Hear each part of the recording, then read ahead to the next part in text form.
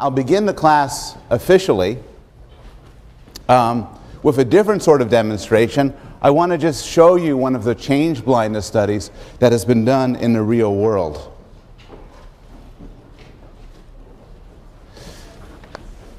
And these videotapes are not available publicly, but you get them from the web and see them as little JavaScripts.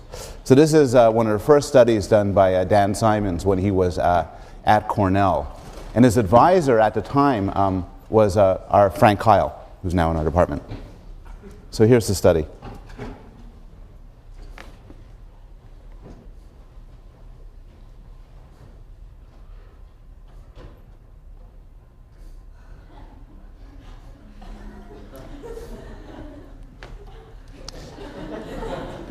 And you don't notice it. Change blindness is one of the more striking phenomena discovered by laboratory scientists and by psychologists. But it's important to realize, to get away from the sort of surprise of the gorilla and the fact that it's hard to see the object that's flickering, and appreciate the big moral of this, because the big moral of this is actually, I think, striking and quite important. You think right now that you're perceiving the world. I look down on you and I think I have a whole sense of where everybody is. I can't see everybody perfectly in back, you're kind of far away and blurry, but there's a sense in which I have a world around me. Similarly, if I'm to close my eyes for a second, everything just remains, and I can sort of remember some of the things that are there. That's really good sound localization by me.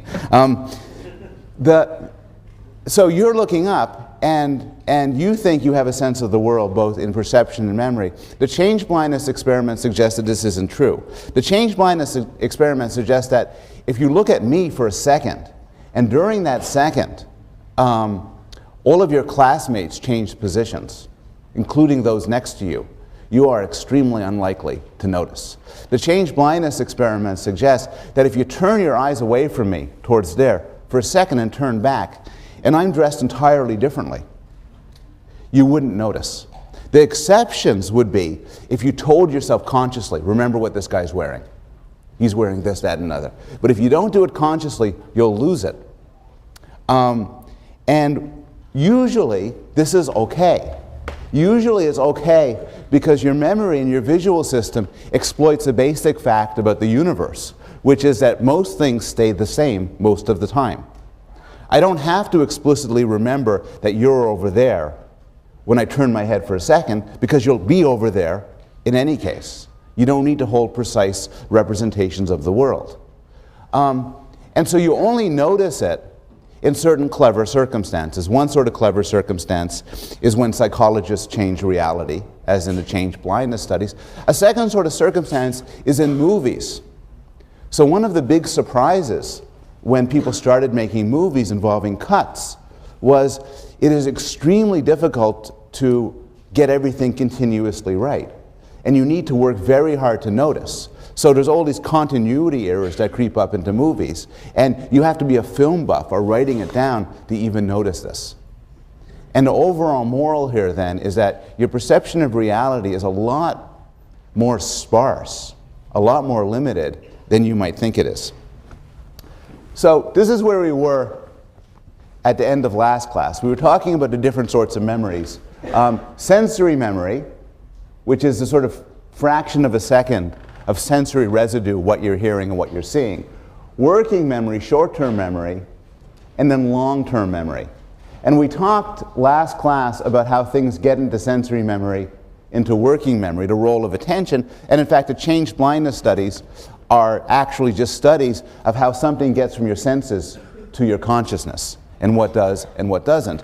Now I want to move to the distinction between working memory, short-term memory, and long-term memory. Now, the obvious distinction is actually just, in fact, is storage differences.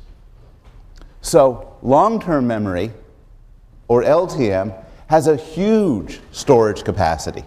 This is your memory like the hard drive of your computer. This is the memory you walk around with. It includes all the words in English, just for example, 60, 80,000 words.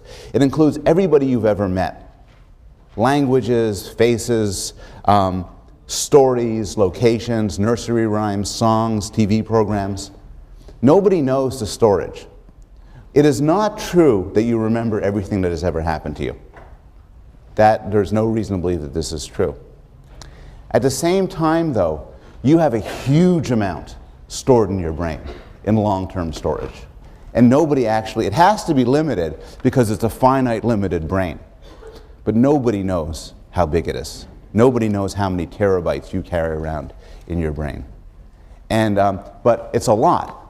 Compare this to working memory, to short-term memory, which is actually very limited. Your memory of what you could store on, what you could hold in consciousness right now is quite limited. Here is an exercise. Do not write these things down. I want you to remember them. I'm just going to give you a few numbers.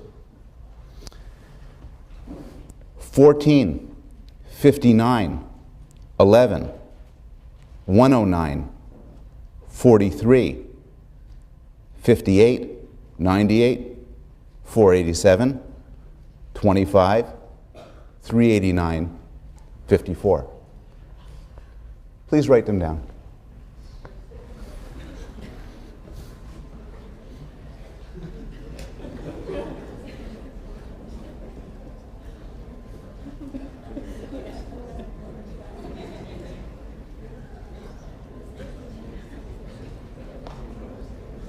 View this as an IQ test, if that would relax you.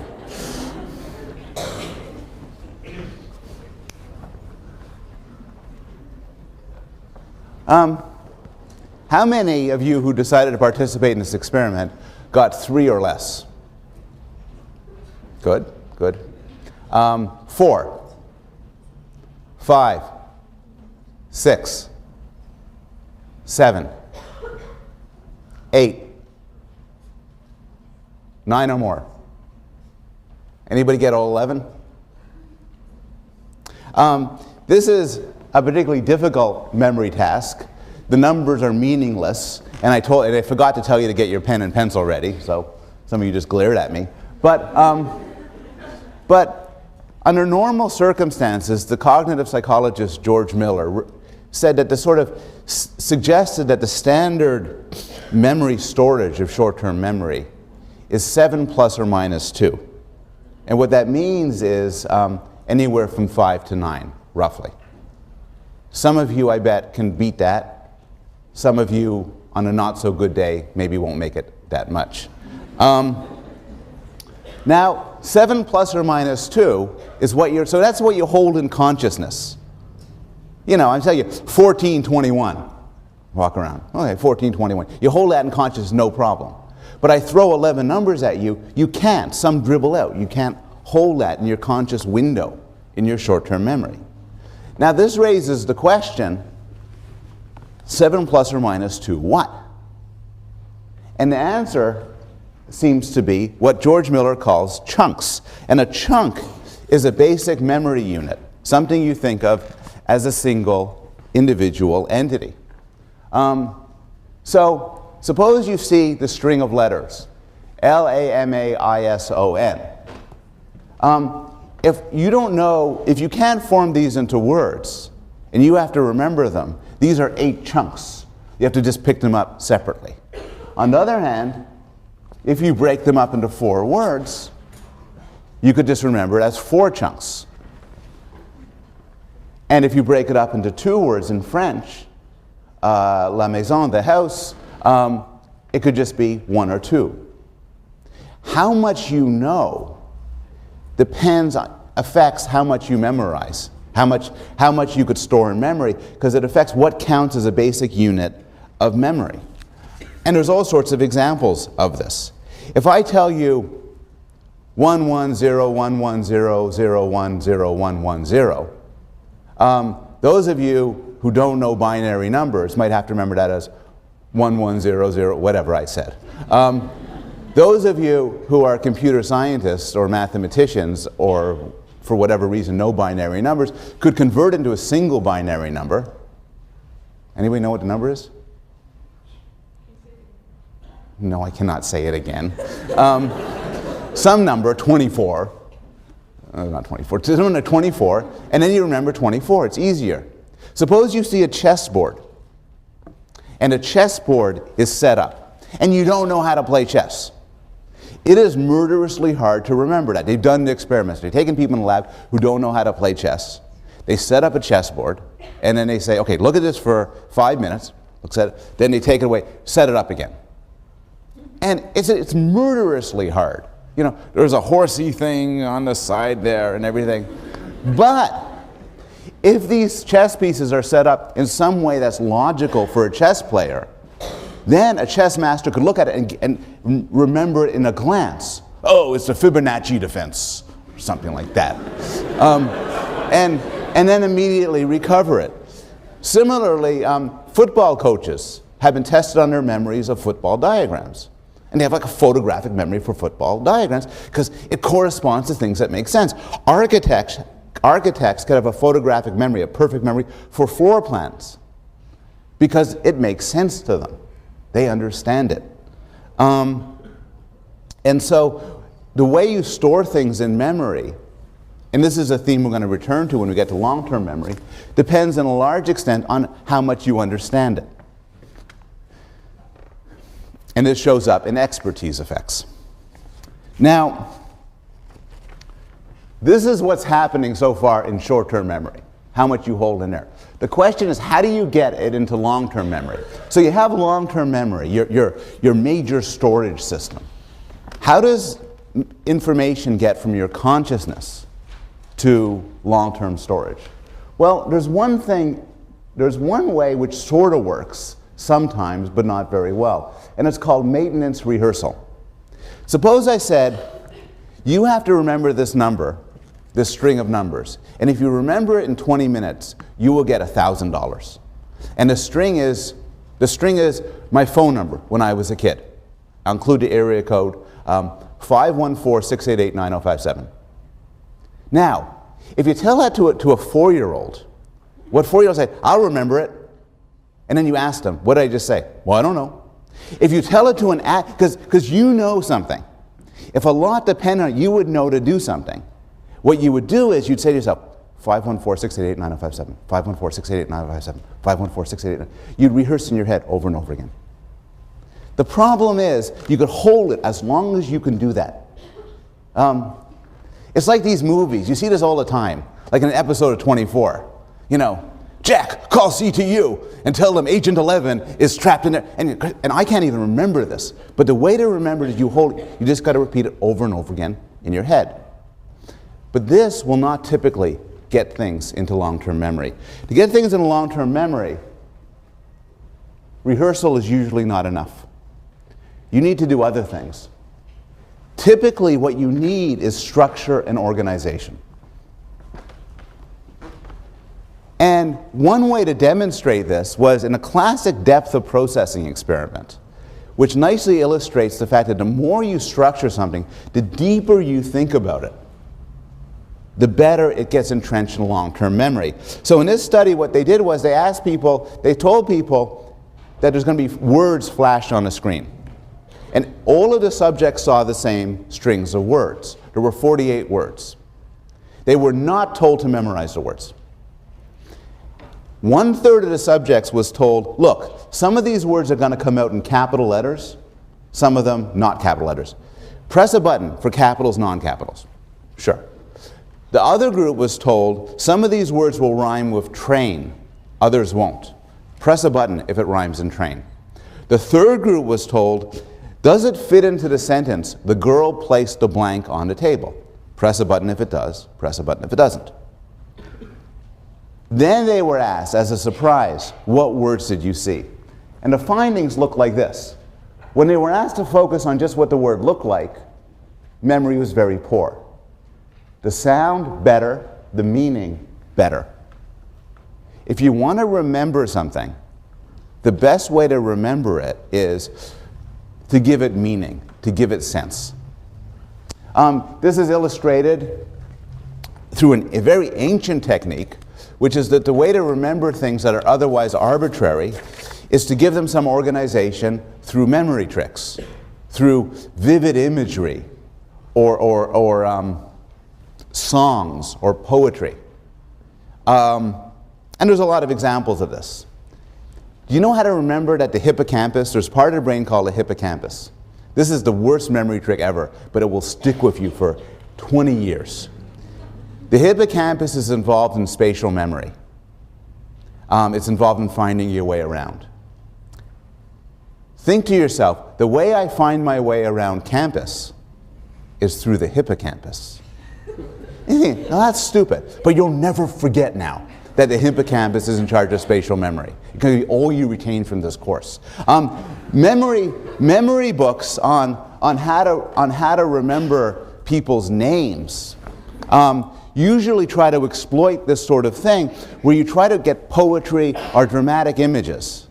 So that memory books always typically involve somebody, like you meet somebody with very spiky hair, and they say, "My name is Mr. Fish." And then you remember, you think of a big fish impaled on their hair. And then whenever you see them, you remember their name. It only really works for names like fish. But the idea is, you try to generate vivid imagery. When stuck with a situation where you have to remember 10 letters, turn it into a song, or a dirty poem, where each of the letters is the first words of it. When having to remember something that seems totally arbitrary, try to figure out a grand and obscene image that will come to mind easily. And this is how, these are one way to get things into memory. At a deep level, though, the way to get things into memory, and this applies to this course no less than anything else, is by understanding it. I'm going to read you something, and I want you to try your best to remember what I tell you. These are not going to be strings of numbers. This is going to be a series of sentences. A newspaper is better than a magazine. A seashore is a better place than the street. At first it is better to run than to walk. You may have to try several times. It takes some skill, but it's easy to learn. Even young children can enjoy it. Once successful, complications are minimal. Birds seldom get too close. Rain, however, soaks in very fast. Too many people doing the same things can also cause problems. One needs lots of room. If there are no complications, it can be very peaceful. Finally, a rock will serve as an anchor. If things break loose from it, however, you will not have a second chance. And here's what I said. This is murderously hard to remember. Now try it. Knowing what this is about, being able to put a context to it, helps the memory and helps it come to mind. Okay. So this is about how to get information into your memory. How do you get information out? So, it's exam period. You got the stuff presumably into your head. You have to get it out. You have to retrieve it. There's a court case. You have to figure out, you have to recount the crime that you witnessed. You see somebody and you want to know his or her name, and you heard it. You just have to get it out. Well, how do you do that? Well, there's retrieval cues. Retrieval cues make sense. Retrieval cues are just things that have been associated with what you're trying to remember. If I have to remember to replace the windows, when I walk into my living room and see that a window's cracked, that will remind me to replace the windows. If I had a lunch date with you and forgot about it, when I see you, I go, oh yeah, we were supposed to get together and have lunch. Retrieval cues bring things back. But it's a little bit more complicated than that. There's a more general relationship between encoding and retrieval called the compatibility principle. And what this means is you're much better to remember something in the context in which you have learnt it. And this is also known as context-dependent memory and state-dependent memory. It's illustrated by one of the strangest experiments in the history of psychology, where they had people on a boat And then they had them scuba dive underwater. And they taught them things either on the boat or underwater, like with things that they held up. And then they tested them later. And it turns out that you'll remember it better if you're tested on it in the context in which you learn it. And it might be because then the retrieval cues help bring it back. But it's more general than that. If you have to remember something you learned in this class, you will do better if you try to think about the room in which you learned it in. You will do better on your final exam if you were to take it in this room than if you were to take it in another room. Because being in this room will bring back the cues. It's not just the environment. People who learn things when they're stoned remember them better, keeping stoned at a sort of a low level that doesn't disrupt other mental activities, remember them better when they're sort of stoned again than if they're non-stoned. Similarly, so if you study while you drink, you should tipple a little bit before coming into the final exam. It's sort of like a what happens in Vegas stays in Vegas sort of result. And so similarly, it even applies to moods, in that if you learn something when depressed, you have a slightly better recovery of it when you're in that same mood of depression than when you're elated. And the idea is that part of what memory is, part of recovering memory is getting back your original context in which you learned it. Elaborative rehearsal and retrieval involves the connections between different things. Elaborative rehearsal is that the more you think about something, the easier it is to remember. If you have to remember something, try to connect it to as many things as possible. Think of an image. Make a joke out of it. Imagine how you would explain it to somebody else. Imagine what the world would be like if it wasn't so. And the idea is that this sort of thinking about it makes connections in your memory from that thing you have to learn to other memories, and so makes it easier to recover. Elaborative retrieval refers to a finding that when you want to get something back out of memory, people tend to give up too soon. It turns out that there's a lot of stuff that's in your memory, but it needs work to extract.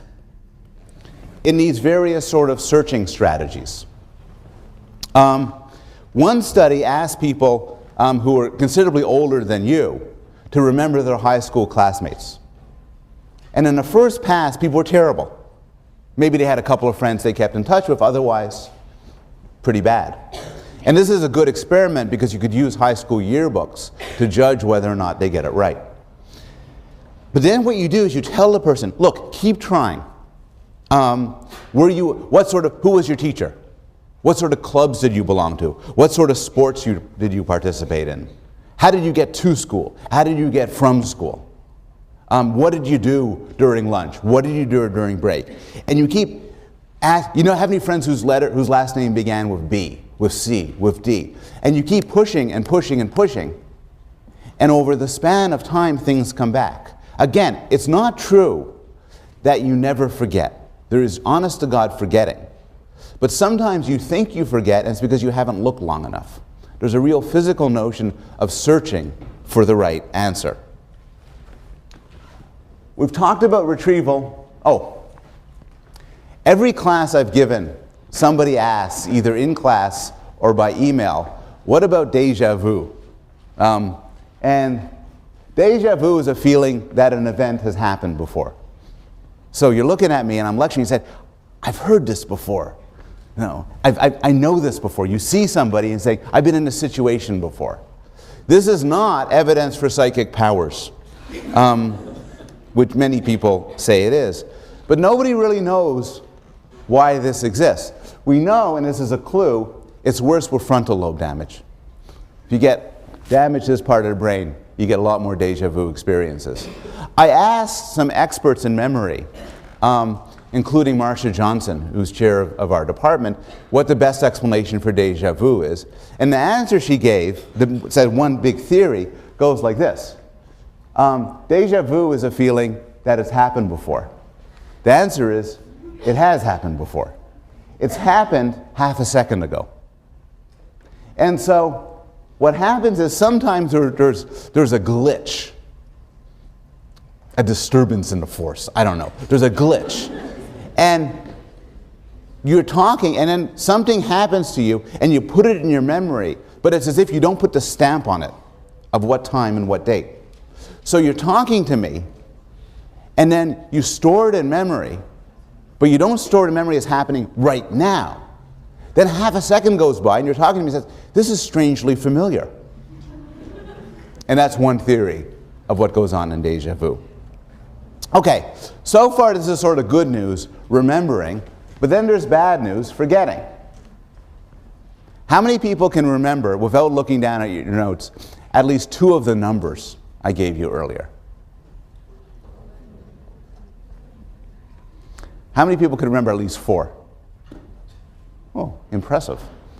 If I asked you in an hour, the number would go down. These are sort of statistics in a similar experiment. And this graph illustrates that people forget. Over time, you'll forget.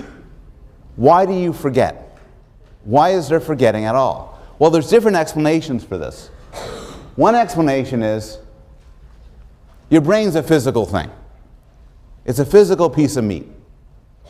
And it kind of goes bad. Physical things decay. And so the memory traces that are laid onto your brain will just decay over time. A second answer is interference. So remember those numbers? Here's a few more. 114, 81, 66, 42. Well, the more information that comes in that's similar to stuff you're trying to remember, it blocks your recovery of original information. So your ability to remember something can be impaired by learning more things which are related to it because they get confused in memory. Finally, and maybe this is most interesting, there are changes in retrieval cues. So the more time goes by, the more the world changes. And if your memory is to some extent dependent on cues bringing it back to life, then the change in retrieval cues can make it more difficult to recall certain things. This leads to a puzzle where there's considerable scientific debate over the case of childhood amnesia. And the case of childhood amnesia is, doesn't refer to when a child gets brain damage, gets amnesia. What it refers to is people have a difficult time recovering very early memories. I want people to just take a second and try to think back on what your first memory is and roughly how old you were.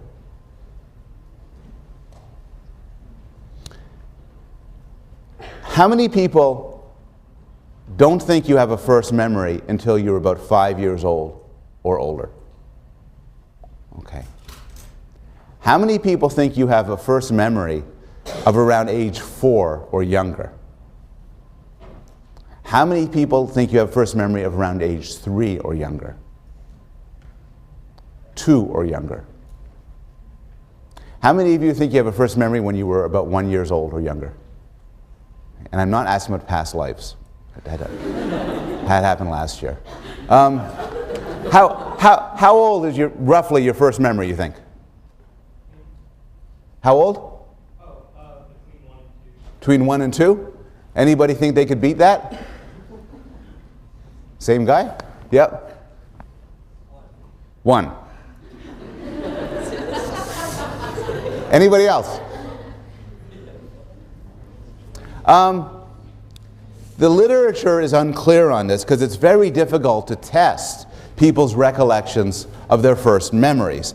If I'm to ask people about their first memories, they'll often say, oh yeah, I remember I was in this room and there was a crib and I went gaga goo goo. And I was on a potty, I was walking, I was so cute. I remember it. It's very difficult to tell, and as we'll discuss in some detail, there are a lot of reasons to distrust people when they, not that they're lying, but to distrust the accuracy of people's memories. We also know from studies about trauma where people have terrible experiences when they're 1 or 2. Typically, this trauma is not remembered later on. People know of trauma because they're told about it, but they don't typically remember it with any accuracy. Even children, older children, don't remember back beyond that age. Nobody knows why childhood amnesia occurs. Nobody knows why it's very difficult to recover memories before about the age of 3. One theory is that the retrieval cues change radically. I had a friend of mine who's a clinical psychologist, and he suggested a new form of therapy where they make these giant tables and chairs, and then they bring you into the office, and you're standing at these giant tables and chairs, and all these memories of being a baby would come flooding back. And he dropped out of the field. And really, but it's such a cool idea. Some people think language is to blame. So a child, a baby, starts out with no spoken or sign language. Language comes to be learned at around 1, 2, and 3. And it might be that the learning of a language reformats your memory. And once the memory is reformatted, it can't go back to the previous state prior to language. In the end, it could be neural maturation. It could be that there's memory parts of the brains grow around age 2 or 3 that just weren't there prior to that. And nobody really knows. It's a fascinating research area why about memory changes early on. Another case of memory failure is brain damage. And brain damage comes in a couple of flavors. There is retrograde amnesia. Retro for past. Retrograde amnesia is when you lose some memory of the past. This could be in a case where you get some sort of head trauma and you lose memory of your entire episodic memory. But typically, if you have any sort of serious accident that involves you losing consciousness, you'll have a blackout of some period prior to that, say, blow to the head. And the reason for this is, as you're having these experiences now, they need to kind of get consolidated into your brain. Your brain needs to rewire and catch up to the experiences you're having. A sudden blow to the head will knock you unconscious, and then the memories that have happened immediately prior will not get consolidated, and they'll be lost forever. Another sort of memory is anterior grade amnesia. And this was the case of, this happens in Korsakoff syndrome. It happens to a very famous patient known as HM, who actually lives in Hartford, Connecticut. And it happened to Clive Waring, the film you saw last class. And this sort of amnesia is a sort of amnesia where you lose the abilities to form new memories. And so you live in a perpetual present, unable to accumulate new memories. But it's actually a little bit more complicated than that. What happens is, and this was an exciting discovery about these patients that led to some real insights about normal memory. What happens is, and this is the brain damage in these cases, the temporal lobe and the hippocampus, very useful for spatial memory, you'll know. One discovery made about people who couldn't form new memories is that they could form new memories, but of certain types. So for example, this is a task here involving filling in a star while looking into a mirror. And if I asked you to do it, you'd find it pretty difficult. It's just kind of difficult to do. You'd be clumsy at it. You bring in an amnesic who can't form new memories, and you say, hey, I want you to try something new. I want you to try this star game.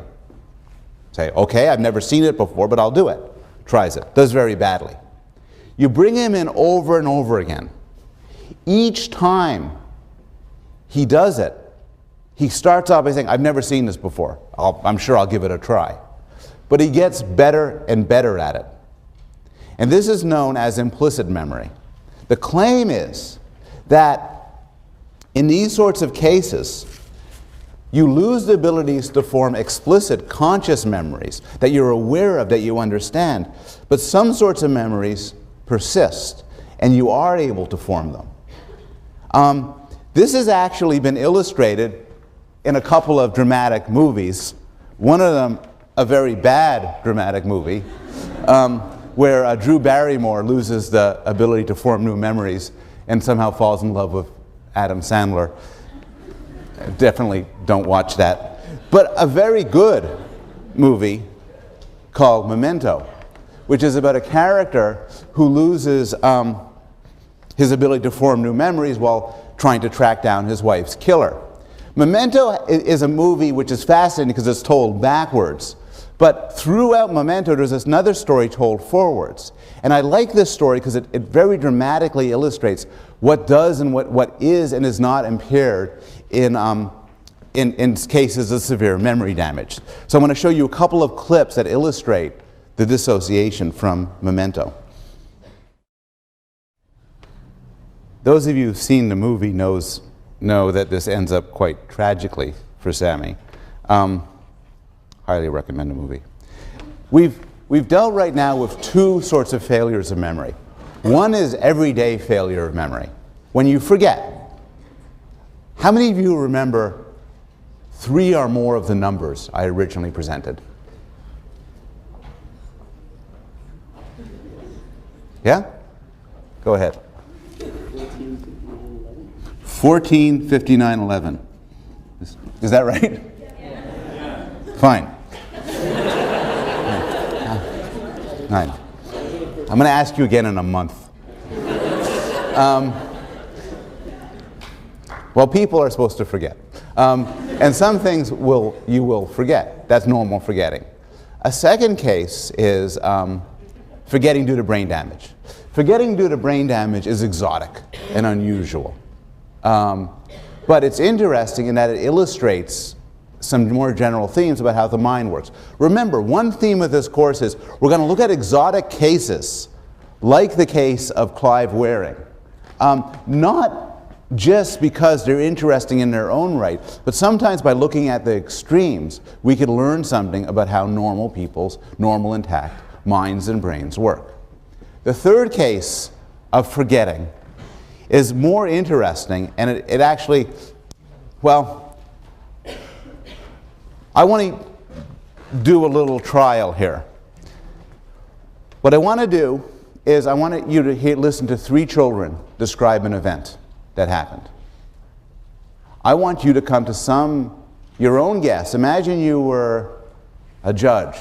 You were a child care worker. You wanted to see, I want you to become to your own guess about who you believe and what you think happened.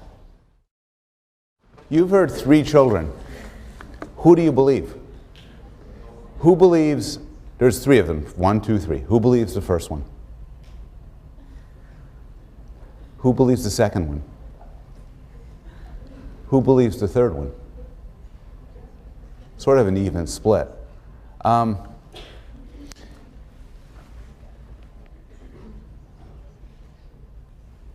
2,300 experts were shown these films and asked about the different actions, whether or not the person ripped the book, messed up the bear, tossed the book in the air. And as you could see, the majority thought that they did. This is work done by Steve Ceci, who was gracious enough to lend me the film to use for teaching purposes. It turns out the second girl was right. Absolutely nothing happened. The teacher said, there's somebody named Sam Stone, he's going to come in. Guy walks in, says, hi, walks around and leaves. The first and third children had their memories implanted. Not through any sort of science fiction means. They had their memories implanted, they had their memories implanted like this. Some of the children were just asked questions. The interviewer, by the way, was herself unaware of what happened. So the interviewer was a perfectly naive interviewer. And it turns out if you just interview children and you ask them questions about whether the book was ripped, did you see him, did he really do it, they don't say anything.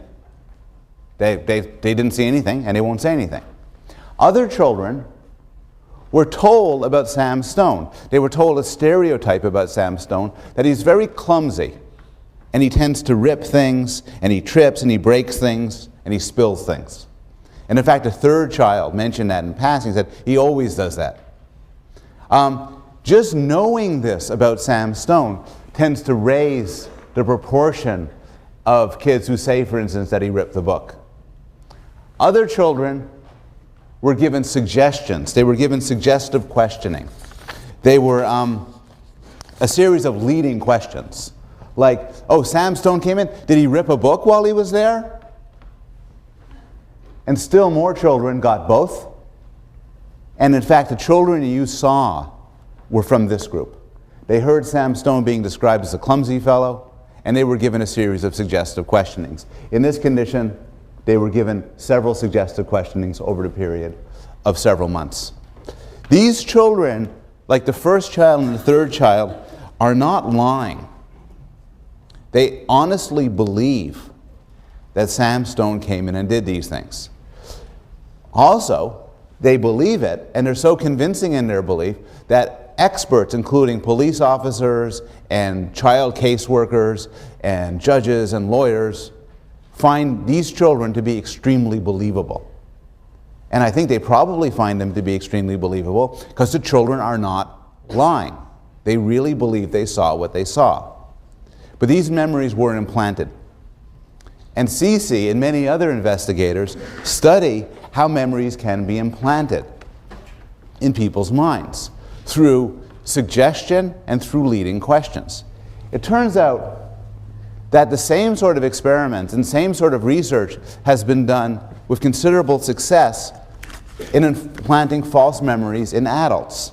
There are dramatic cases of people remembering terrible crimes and confessing to them when actually they didn't commit them. And this is not because they are lying. It's not even because they're in some obvious sense deranged or schizophrenic or delusional. Rather, they have persuaded themselves, or more often been persuaded by others, that these things have actually happened. Psychologists have studied in the laboratory how one could do this, how one can implant memories in other people. And some things are sort of standard.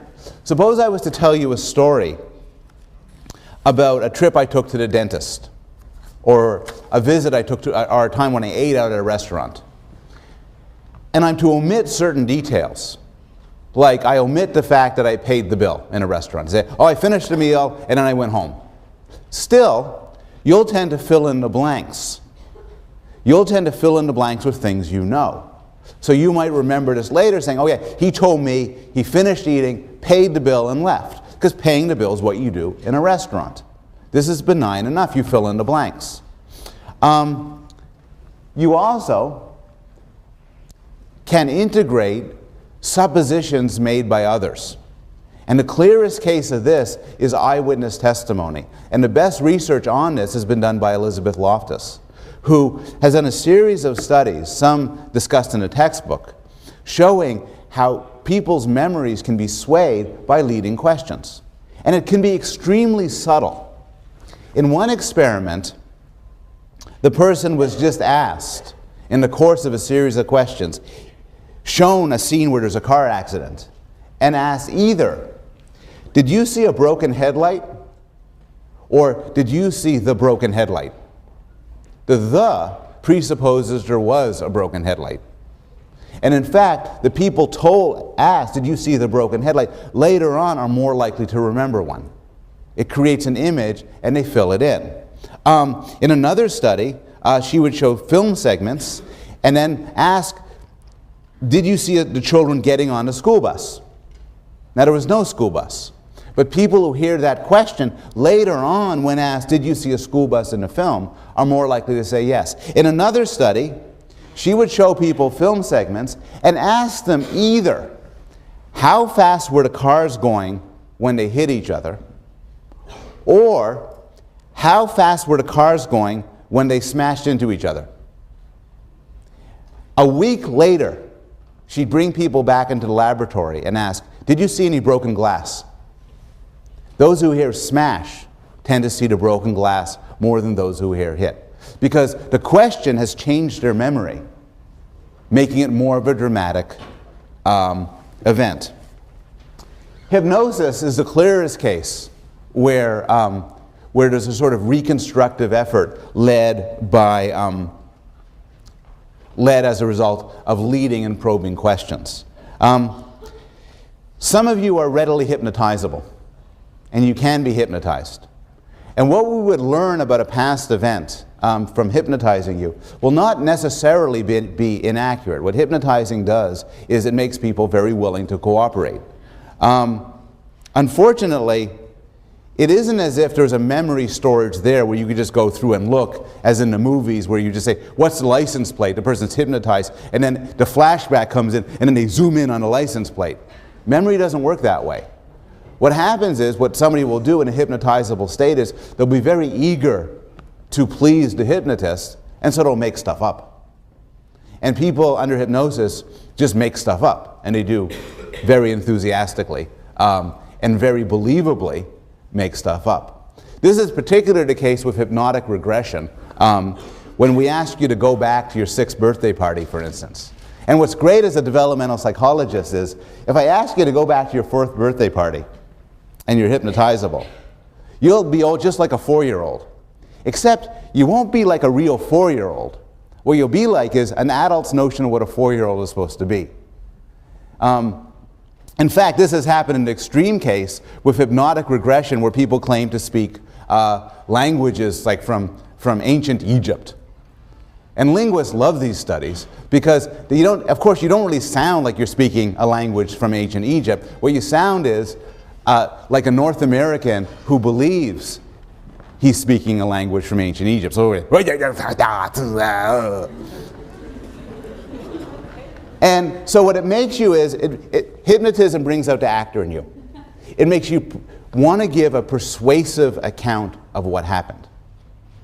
And so hypnotism is just an extreme form of what normally happens in eyewitness testimony. Repressed memories. We could devote a class, we could devote a semester to the very heated debate in the United States, mostly, about repressed memories. There are many adults who have claimed to have experienced traumatic sexual abuse. In some cases, this is unexceptional from a memory point of view. People know this happened to them, they've always known it happens to them, and then they tell people about it. But there's a subset of cases where people have had no memory up to a point of what happened to them. Then they go to a psychologist or psychiatrist. They undergo questioning, often using hypnotic techniques, and then they recover a memory of past traumatic sexual abuse.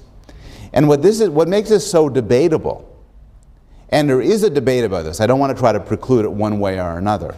What makes this debatable is, some psychologists believe that in at least some cases these memories are real, and they have been repressed through a Freudian mechanism that they're too terrible to bring to consciousness, and the therapy brings them out into real life. But most psychologists believe that these memories cannot be trusted, that these memories are created through the actions of the therapist. And so there's actually considerable psychological and legal battles over the veracity of the therapist, where women who have claimed to have be sexually abused, for instance, have pressed criminal charges against their fathers on the basis of false memories. Similarly, people who have been accused of sexual abuse have pressed criminal charges against psychiatrists, claiming that these psychiatrists have implanted the memories into their sons and daughters.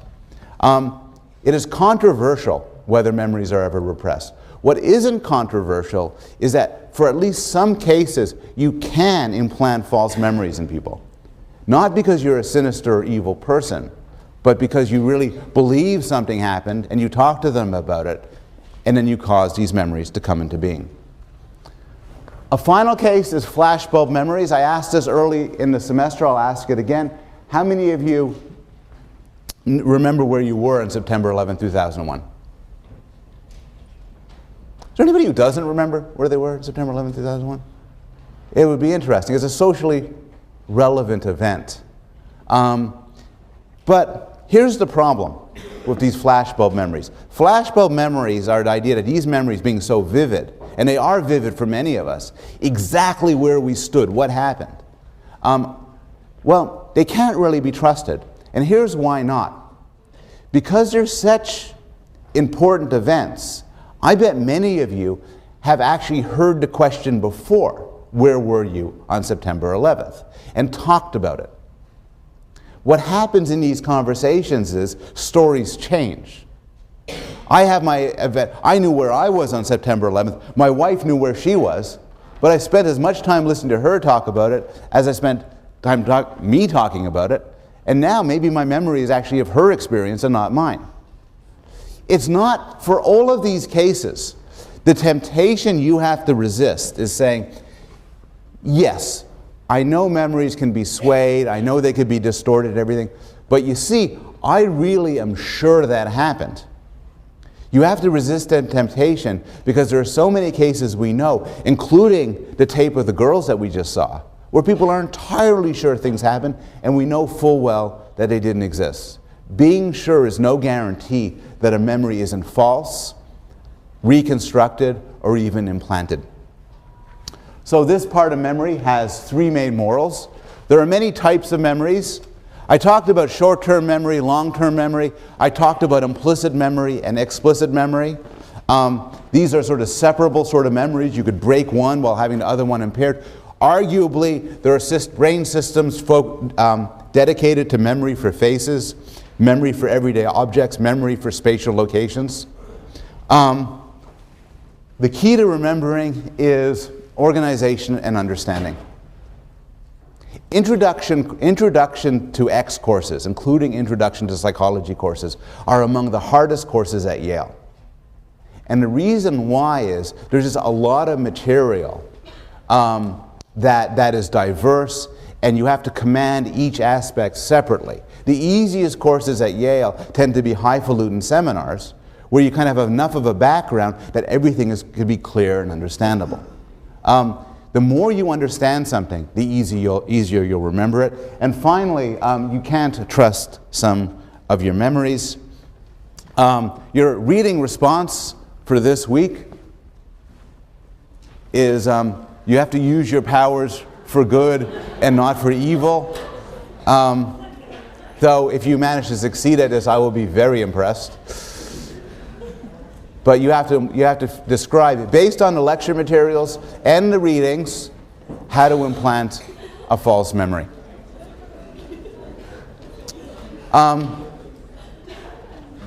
We have a few minutes. Any questions on memory? Yes? I have a question about, for example, if you play a musical instrument. Hey, please. If you play a musical instrument like the piano, you don't remember every time you're playing the keys that you put one. Yeah. Is that like long-term sensory memory?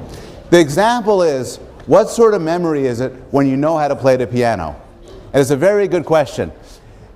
It is long-term memory, because you might know how to do a concerto or a song, and you have it stored in your head, you carry it around with you. You'll remember it a year from now, 2 years from now. It is long-term memory, but it is also an excellent example of implicit memory, because you know how to do it, but you could do it unconsciously without attending to it. It's not sensory, but it's as if, put it crudely, that your fingers know, and not your mind. We have time for one more question. Yes? The question is about photographic memory. There are a lot of claims about photographic memory. My understanding is they do not tend to be substantiated. Sometimes photographic memory, and this came up when we talked about autism a few classes ago, is linked with savant-like skills. People have severe impairments in some ways, may have photographic memories in others. I am not convinced that photographic memory, in a sense that you see something, you take a picture of it, you hold it in memory, really exists. I think there may be one or two case studies that suggest it might be real, but I think it's controversial. Okay, we have a guest lecturer on Wednesday, Dean Peter Salovey will talk to us about love.